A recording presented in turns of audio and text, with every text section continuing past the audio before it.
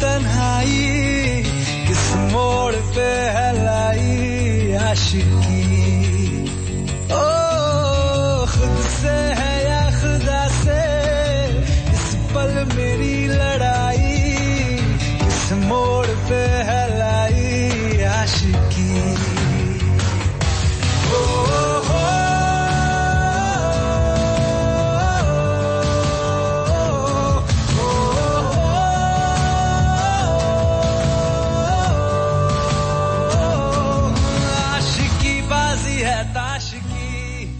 One FM मैं हूँ भानु पुरोहित, programme में सन फार्मा। हेलो डॉक्टर, आज हमारे साथ है डॉक्टर अशोक चौधरी। इनसे हम बातचीत करेंगे सोशल मीडिया और मानसिक स्वास्थ्य के बारे में, लेकिन ये गाना पहले सुन ले। जाने क्यों तन्हाई, इस मोड़ पे है लाई आशिकी।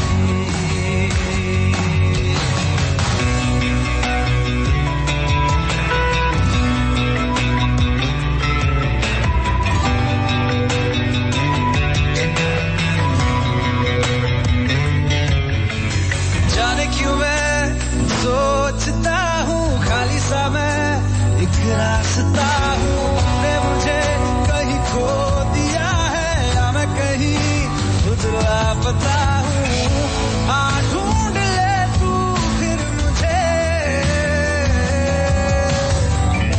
बस मैं भी दूँ तो क्या तुझे। आशिकी बाजी है ताशिकी, उठते बनते विश्वास की। मिलने है मुझसे आई, फिर जाने क्यों तन्हाई, इस मोड़ पे है लाई आशिकी।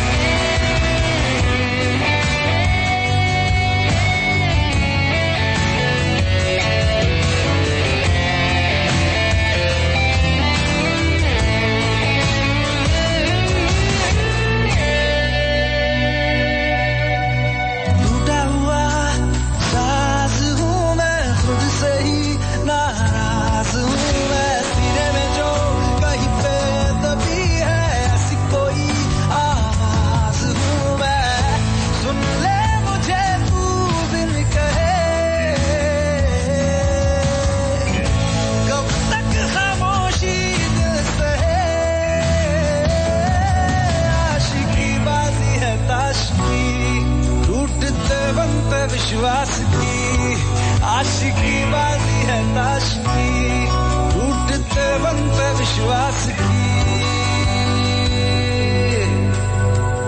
ओ मिलने है मुझसे आई, फिर जाने क्यों तन्हाई, किस मोड़ पे है लाई आशिकी।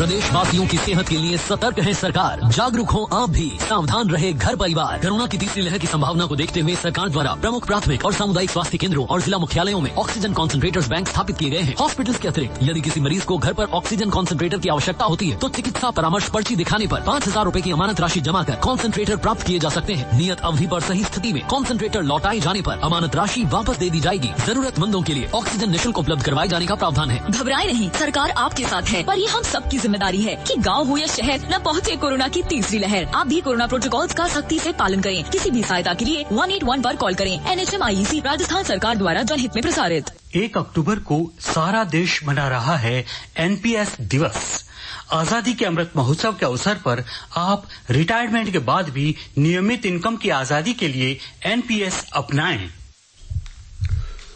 दोस्तों फिर से नमस्कार। हम आपको बता दें एक बार फिर, डॉक्टर अशोक कुमार चौधरी, मनोचिकित्सक, MDM हॉस्पिटल जोधपुर हमारे साथ हैं। इनसे बहुत ही खास विषय पर बात करने वाले हैं, सोशल मीडिया और मानसिक स्वास्थ्य, खासतौर पर जो यूथ है, युवा है, उनके लिए क्या क्या? डॉक्टर चौधरी, बहुत स्वागत है आपका। Thank you sir. कैसे हैं सर आप? मैं बिल्कुल ठीक हूँ सर। गुड। क्या है प्रभाव, या ये कहें कि सोशल मीडिया का मानसिक स्वास्थ्य पर क्या प्रभाव पड़ता है? देखिए, सोशल मीडिया का मानसिक स्वास्थ्य पे हम ये कहें कि दुष्प्रभाव होगा, ऐसा नहीं है जी। उसके सकारात्मक प्रभाव भी हैं और दुष्प्रभाव भी हैं, लेकिन तो पहले मैं सकारात्मक प्रभाव की बात करूंगा। जैसे पिछले 1.5 साल से हम देख रहे हैं, लॉकडाउन था, लोग घरों में कैद थे, कहीं किसी के साथ में संपर्क हो नहीं पा रहा था। वहां सोशल मीडिया एक रेस्क्यू की तरह काम में आया। लोग कनेक्ट कर पाए अपने लोगों के साथ में जो दूर बैठे हुए थे या इवन पड़ोस में भी बैठे हुए थे। दूसरी बात यह है कि सोशल मीडिया के द्वारा आपके जो अपने इंटरेस्ट हैं, उस तरह के लोग आप ढूंढ सकते हैं, आसानी से ढूंढ सकते हैं, और अपने जो इंटरेस्ट हैं उनको प्रमोट भी कर सकते हैं। कुछ चीजें ऐसी भी कर सकते हैं जो समाज के लिए बहुत ज्यादा लाभदायक हों, जैसे कि कुछ आप कैंपेन चला रहे हैं, कुछ डोनेशंस आप इकट्ठे कर रहे हैं, ये सोशल मीडिया से बहुत आसानी से किया जाता है। बिल्कुल, जी जी। लेकिन होता क्या है कि कोई भी चीज जो सकारात्मक प्रभाव के साथ में होती है, उसका एक दूसरा पहलू भी होता है जिसको हम नकारात्मक प्रभाव कह सकते हैं जी। लेकिन देखा क्या गया है कि पिछले 1.5 साल में जितने सकारात्मक प्रभाव पहले देखे गए थे, उससे ज्यादा कहीं दुष्प्रभाव सामने आ रहे हैं। जैसे बहुत सारे जो बच्चे हैं, स्पेशली जो यूथ है, वो सारा का सारा टाइम सोशल मीडिया पे खर्च कर देता है। उसकी वजह से उसके परिवार, उसके पढ़ाई लिखाई, उसका जो एक सर्वांगीण जो विकास होना चाहिए, वो प्रभावित होता जा रहा है। इसके अलावा मानसिक स्वास्थ्य के रूप से हम देखा जाए तो डिप्रेशन या फिर एंजाइटी या फिर लोनलीनेस कह सकते हो, फ्रस्ट्रेशन कह सकते हो, डिससैटिस्फैक्शन कह सकते हो, ये सारी चीजें भी बहुत ज्यादा कॉमनली देखने को मिल रही हैं जी। अच्छा, 2 तरह के प्रभाव देखे, भावनात्मक और मानसिक, तो ये दोनों क्या अलग अलग कैसे हैं? दोनों को मेरे विचार से अलग करना बहुत मुश्किल है, क्योंकि भावनात्मक जो चीजें हैं वो उनका मानसिक स्वास्थ्य पे प्रभाव पड़ेगा, और यदि आपका मानसिक स्वास्थ्य ठीक नहीं है तो उनका भावनाओं पे भी प्रभाव पड़ेगा, या ये कि दोनों चीजें एक दूसरे से जुड़ी हुई हैं। यानी कि एक पर प्रभाव पड़ेगा तो दूसरे पे भी पड़ना स्वाभाविक है। यस जी, बड़ी अच्छी और गहरी बातें हैं। और ये जो दौर हमने पिछला दौर देखा है, उसका बहुत एक बुरा अनुभव हमारे साथ भी रहा है। अच्छा, उसके बाद जो मजबूरी के चलते चलते ऑनलाइन पढ़ाई भी शुरू होगी डॉक्टर साहब। एक तो किताबों से पढ़ाई करने, स्कूल जाने पर, और एक स्क्रीन पर पढ़ाई करने में, इसका भी क्या कोई दुष्प्रभाव पड़ेगा? अच्छा, देखिए, स्क्रीन और किताब की हमारी जो आंखें हैं वो स्क्रीन के लायक नहीं बनाई थी भगवान ने। ये अलग बात है कि जैसे टेक्नोलॉजी डेवलप होती गई, स्क्रीन ने जो रियल बुक्स थी या जो हमारी पहली जो एंशिएंट वे में जो लीफ वगैरह थी, जो पत्तियों पे लिखा जाता था, उनकी जगह स्क्रीन ने ले ली। स्क्रीन के साथ में सबसे बड़ा जो दुष्प्रभाव है, ये आपकी जो रेटिना है या आपका जो ब्रेन है, उसका एबनॉर्मल एक्टिवेशन होता रहता है, और उसकी वजह से आपकी जो नींद है वो नेगेटिव वे में अफेक्ट होती जाती है। मान लीजिए कि आप यदि एक किताब को 1 घंटे पढ़ रहे हैं, और वही काम यदि 15 मिनट उतना ही काम मतलब उतना ही टाइम आप यदि 15 मिनट भी यदि स्क्रीन पे देते हैं, तो आपके जो आंखों पे जो दुष्प्रभाव कह लीजिए, या जो आंखों में जो थकान है, वो 1/4 के रेशियो में होती है, या ये कहूं कि 4 गुना कहीं हम जल्दी थक जाते हैं जी। क्या इसका सीखने पर भी प्रभाव पड़ता है? एक तो हम किताबों को पढ़ के, या जैसे पुराने जमाने में पहाड़े याद करते थे बोल बोल के, जोर जोर से, और एक स्क्रीन के साथ सिर्फ बैठ के चुपचाप एक अकेला बच्चा कुछ पढ़ता है, तो क्या सीखने पर या याद करने में इस पर मुझे लगता है कि इस बारे में कहना थोड़ा मुश्किल है। लेकिन एक बात जरूर है जी, कि क्योंकि जो स्क्रीन है, स्क्रीन के साथ में बहुत सारी चीजें और जुड़ी हुई है, या ये कहिए कि आप बहुत अलग तरीके से या बहुत सारी चीजों के साथ जुड़े हुए हैं, तो आपके पास में जो डिस्ट्रैक्शन कह लो, या एक अपना जो ध्यान भटकने की जो संभावना है, वो बहुत ज्यादा बढ़ जाती है। जैसे स्क्रीन है तो आपके पास में उसमें कुछ फोटोज भी होंगे, कुछ आप उसी स्क्रीन के अंदर कुछ वीडियोस भी होंगे, हो सकता है कि कुछ उसमें और कंटेंट भी हो, तो आप जो पढ़ रहे हो उससे हटके जब आपके दिमाग में कोई भी विचार है, बुक है तो आप सिर्फ बुक के साथ में अटैच्ड हैं, आपके पास में कोई डिस्ट्रैक्ट होने का या फिर भटकने का कोई रास्ता नहीं रहता है। लेकिन स्क्रीन के साथ में आपके भटकने के चांस बढ़ जाते हैं, और वहां पे जो आप जितना कंसंट्रेट आप बुक के ऊपर करते हैं, उससे बहुत कम कंसंट्रेट कर पाते हैं, और डेफिनेटली उसका प्रभाव पड़ेगा। लेकिन सीधा सीधा कहना कि यदि लगातार कोई आदमी स्क्रीन पे पढ़ रहा है या बुक पे पढ़ रहा है, उससे पढ़ने में कोई फर्क पड़ेगा नहीं। यदि कंसंट्रेट आप कर पाते हैं तो जो आउटकम है वो एक जैसा रहेगा। लेकिन कंसंट्रेट अमूमन करना मुझे लगता है कि इवन जो खिलाड़ी होते हैं उनके लिए भी मुश्किल होता है। जी बिल्कुल सही कहा आपने। डॉक्टर चौधरी, क्या ये कैसे जरूरी हो सकता है, या कैसे हो सकता है कि स्क्रीन पर ही पढ़े और उसमें से 4 बच्चे बहुत अच्छे पढ़ पाए और 2 बच्चे बिल्कुल दूसरी तरफ डाइवर्ट हो गए? मुझे लगता है कुछ चीजें हम बच्चों के साथ में कर सकते हैं। पहली चीज तो ये है कि जैसे मैंने कहा कि जो डिस्ट्रैक्शन है वो सारे के सारे हटा दीजिए। जैसे कुछ स्क्रीन ऐसी आती हैं जिसमें आप सिंगल एक ही कंटेंट रख सकते हो, या ये कहो कि बाकी जितने भी कंटेंट है उनको लॉक में डाल दीजिए। तो डिस्ट्रैक्शन का चांसेस जो है वो पूरा का पूरा खत्म कर दिया है आपने, काफी हद तक उसको लिमिट कर दिया। सेकंड चीज आप ये कर सकते हैं, कहीं ना कहीं हम पेरेंटल कंट्रोल के अंदर भी रहें, हम मतलब बच्चे को अपनी नजर में रखें, जो भी कुछ हो रहा है उस पर नजर रखें। ये नहीं कि बच्चे को अकेला छोड़ दें, उसको स्क्रीन भी दे दें और अकेला भी छोड़ दिया, तो मुझे लगता है कि बच्चे के भटकने के चांसेस ज्यादा रहेंगे। और यदि हम प्रॉपर सुपरविजन रखें तो डेफिनेटली उसके आउटकम, या ये कहो कि जो अच्छे बच्चे हैं उनके कंपेरिजन में उसके आउटकम भी अच्छे हो सकते हैं। जी अच्छा, एक जो अभी अध्ययन किया गया, एक रिसर्च हुई जिसमें ये तय हुआ कि 3 घंटे से ज्यादा अगर कोई स्क्रीन पर रहता है तो उसमें डिप्रेशन में आने के चांसेस बहुत ज्यादा बढ़ जाते हैं। आपकी बात बिल्कुल सही है।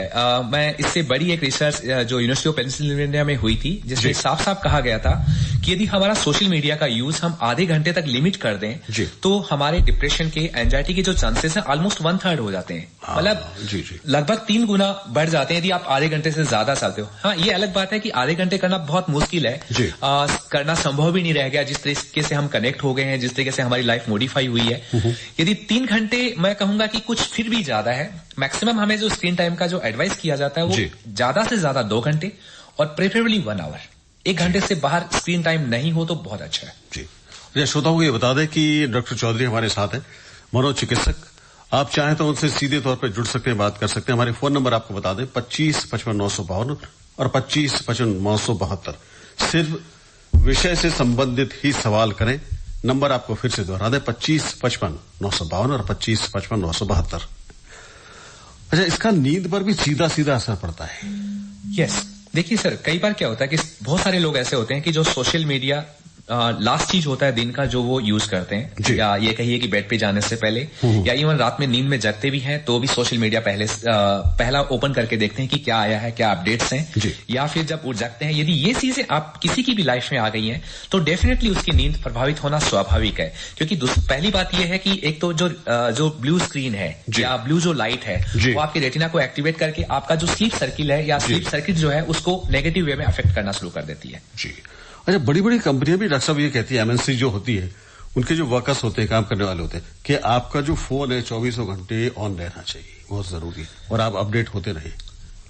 ये मजबूरी भी हमें कहाँ ले जा रही है? मुझे ये लगता है कि ये एक एक्सप्लॉइटेशन कह सकते हो आप जी, या ये कहो कि कहीं न कहीं ज्यादा ही किसी का एक उसकी जो परिस्थितियां हैं उनका बेजा फायदा उठाने वाली बात कह सकते हैं। ये बिल्कुल गलत है और ऐसा नहीं होना चाहिए। हर एक इंसान को एक अधिकार है कि वो एक समय तक बाकी लोगों से या कंपनी से या अपने काम से डिस्कनेक्ट रहे। यदि ऐसा नहीं होगा तो उसके मानसिक स्वास्थ्य पे प्रभाव होना स्वाभाविक है। दूसरी बात, एक चीज मुझे हालांकि मुझे नहीं लगता है कि कंपनियां हमारी बात सुनेंगी, बट एक बात समझने की है कि यदि लगातार यदि वो आदमी कनेक्ट रहता है तो उसकी जो कार्य क्षमता है वो कम होगी और कंपनी को उसका नेगेटिव इफेक्ट ही पड़ेगा, पॉजिटिव इफेक्ट होना नहीं पड़ेगा, नहीं पड़ रहा होगा। चलिए, एक श्रोता हमसे जुड़ चुके हैं। हेलो, नमस्कार डॉक्टर। नमस्कार, नाम बताएं अपना। मेरा नाम है इकबाल है। इकबाल सर, हाँ, सवाल पूछे। मैं ये कह रहा था डॉक्टर, सवाल ये था मेरा पर्सन का, मतलब ये मनोचिकित्सक का मतलब स्वभाव से आपने पता लगाते हैं या कोई जांच होती है ब्लड प्रेशर की वजह से? एक बार वापस ये पूछ रहे हैं डॉक्टर साहब कि मनोचिकित्सक किसी बीमारी का किसी जांच से पता लगाता है या बातचीत से उनको सॉल्व करते हैं? इकबाल साहब, ऐसा है कि ज्यादातर जो बीमारियां होती हैं वो पहला जो हमारा सबसे बड़ा इंस्ट्रूमेंट होता है वो बातचीत ही होता है। बातचीत के बाद में कोई हमें शंका होती है, हमें लगता है कि डायग्नोसिस या निदान प्रॉपर तरीके से नहीं हुआ है, तो हम कुछ साइकोलॉजिकल टेस्ट करके और उसकी मदद से भी डायग्नोसिस जो है या निदान जो है उसको कंफर्म कर लेते हैं। लेकिन पहला और आखिरी जो चीज होती है वो आपसे बातचीत करना ही होता है। जी, उनको ऐसा लगता है कि ब्लड टेस्ट होगा या कोई शुगर टेस्ट होगा या ब्लड प्रेशर चेक किया जाएगा या कुछ ब्लड टेस्ट जो भी कहते हैं, अलग अलग तरह के फिजिकल टेस्ट। आज दिनांक तक ऐसी कोई टेस्ट नहीं है जिसको हम कहें कि जिससे किसी भी मानसिक बीमारी को हम निदान कर सकें। जी जी, चलिए, ये इकबाल साहब आपको पता चल गया होगा कि इसमें बहुत सिंपल बात करके एक डॉक्टर जो मनोचिकित्सक है आपकी बातों से पता लगा सकता है कि आपको क्या प्रॉब्लम है। अच्छा, इसमें एक और प्रॉब्लम रहती है डॉक्टर साहब, खासतौर पर बच्चों जी अपनी कोई पोस्ट डाली और अगर उसमें लाइक आते हैं तब तो खुश होते हैं, और जब डिसलाइक आना शुरू होता है तो डिप्रेशन में आ जाते हैं। इसको आप एक नशे की तरह कह सकते हो। जैसे कोई आदमी बीड़ी पीता है या सिगरेट पीता है या शराब लेता है तो उसमें एक डोपामिन करके एक न्यूरोट्रांसमीटर होता है जिसको हम प्लेजर हार्मोन कह सकते हैं। तो होता क्या है कि जब भी हमें कुछ पॉजिटिव चीज मिलती है तो वो डोपामिन सीक्रेट होता है और हमें अच्छा लगता है जी। सेम चीज यहाँ पे यदि हम पोस्ट डालते हैं और उसके बाद में लाइक्स मिलते हैं तो वो जो डोपामिन सीक्रेट होता है अगेन वही रिवार्ड सिस्टम जो हम कह सकते हैं वो फिर काम करना शुरू कर देता है। या कहिए कि ये जो बार बार पोस्ट डालना, फिर लाइक्स चेक करना, डिसलाइक्स चेक करना, खुश होना, ये सारी की सारी चीजें एक समय के बाद में एक नशे के रूप में डेवलप हो जाती हैं। या ये कहिए कि एक इंटरनेट एडिक्शन या फिर एक मोबाइल का नशा आप कह सकते हो जो समय के साथ में डेवलप हो जाता है जी। यानी कि ये एक प्रॉब्लम हो सकती है, तो उससे भी अगर बचें तो ठीक है। एक कॉलर और जुड़ चुके हैं हमारे साथ,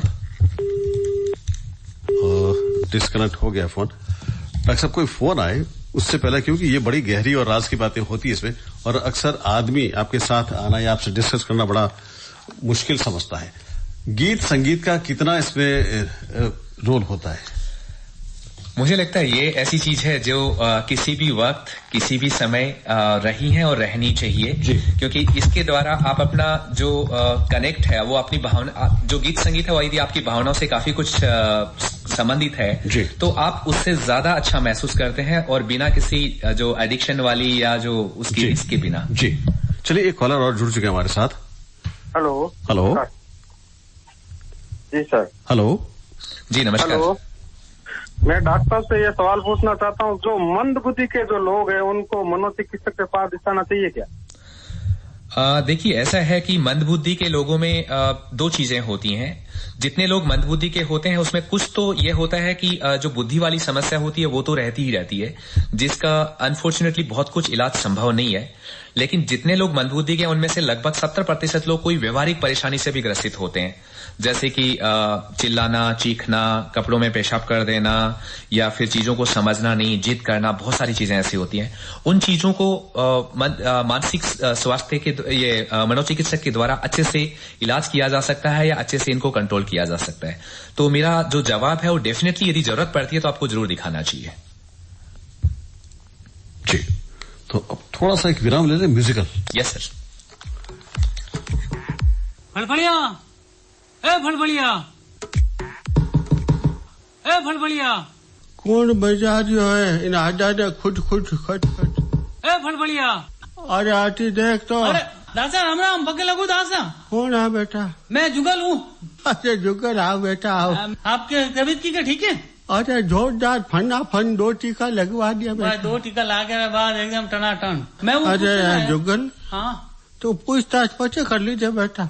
हाँ कर लो, आप पूछो कहीं। तो हमारी बात तो सुन ले। वो नहीं तुम्हारे खाने आने बैठे है। हाँ जुगल तू थारा टीका लगवाया बेटा? 2 मैं टीका लगवा लिया था। 2 ही लगवा दिया? दोनों लगा दिया। वाह बेटा, जीव तो रहे जग में। हमें थारे कहीं चाह तो देख मरे को नहीं बेटा, पानी पा दो थने। नहीं पानी तो हाँ पानी में पी लो, पर मैं वो पूछना आयो कि आज आप पानी आयो कहीं? मारे तो बेटा पानी रोज आवे। रोज की करा? कल तो शटडाउन हो और पापा ने मारे गए कि शटडाउन है नहीं, जो 2 दिन पानी नहीं आवे। एक दिन तो शटडाउन दिन नहीं आवे ना, दूसरे दिन लोग मशीना लगा ले तो वहाँ घर तक पहुंचेगा। मैं पूछना आयो आज पानी आयो कि यहाँ पर? आज बेटा शटडाउन फटडाउन डाउन थारे है, मारे तो 24 घंटा पानी आवे घर में। 24 घंटा पानी आवे और की करो सके? फल पड़ी है, सेटिंग कर रखी है जोरदार। बताओ थे, बताओ। अच्छी आप देख कटे मान आलो। अच्छा टूटी कटे मान ओढ़ा में टूटी लागो है जो है बेटा। टूटी हाँ बाल्टी भरियोड़ी आप रही तो एक भरियोड़ी बाल्टी है। हाँ मैं आगे हिरका ने दूजोड़ी मान दो, टूटी रहे टप टप टप टप टप टप टप टप टप टप टप। टूटी टपके है? हाँ टूटी टपके है। अच्छा। और मारे दिन भर में 2 बाल्टियां भरी जा बेटा। मारे डोकरा रहे तो 2 बाल्टियां घड़ी। हाँ, बिल्कुल बिल्कुल। पीऊ ने कितो चाहिए मारे 5-6 गिलास पानी पीऊ, बाकी 1 बाल्टी नहा लू, कपड़ा धो लू।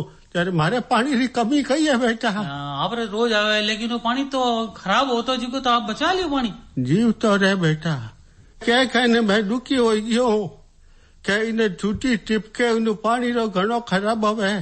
माने को नहीं बेटा, देख 2 बाल्टियां रोज अगर जा पड़ी बहुत नुकसान हो जावे। पानी आपा रहते राजस्थान में कहीं कहवे पानी पीने के लिए नहीं है बेटा, पानी जीने के लिए। बिल्कुल बिल्कुल। तो हरे जुगल फल फलियो थारा कहना माने? हाँ माने तो है। एक बात कही जे। अरे फल फलिया ने कही क्या होना है? क्या होना है? अरे टूटी ठीक करा रहे।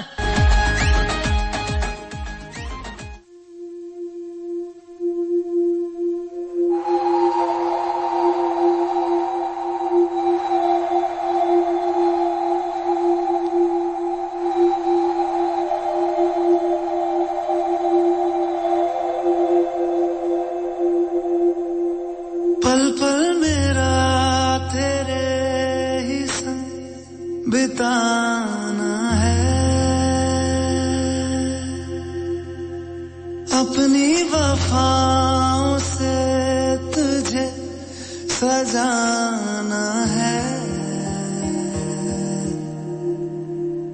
दिल चाहता है तुझे कितना बताना है, हाँ तेरे साथ ही मेरा ठिकाना है।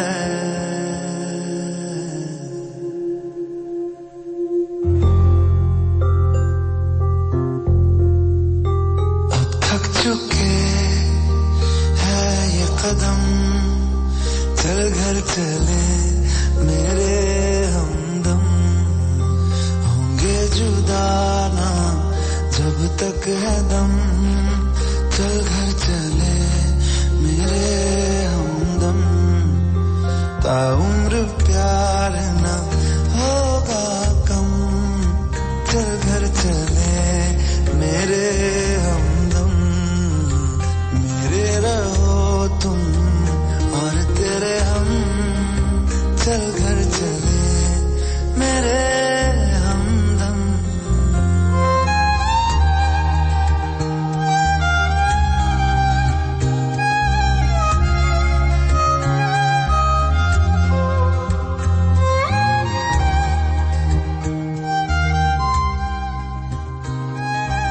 बड़ा ही अहम रोल होता है संगीत का भी, क्यों डॉक्टर साहब? जी सर।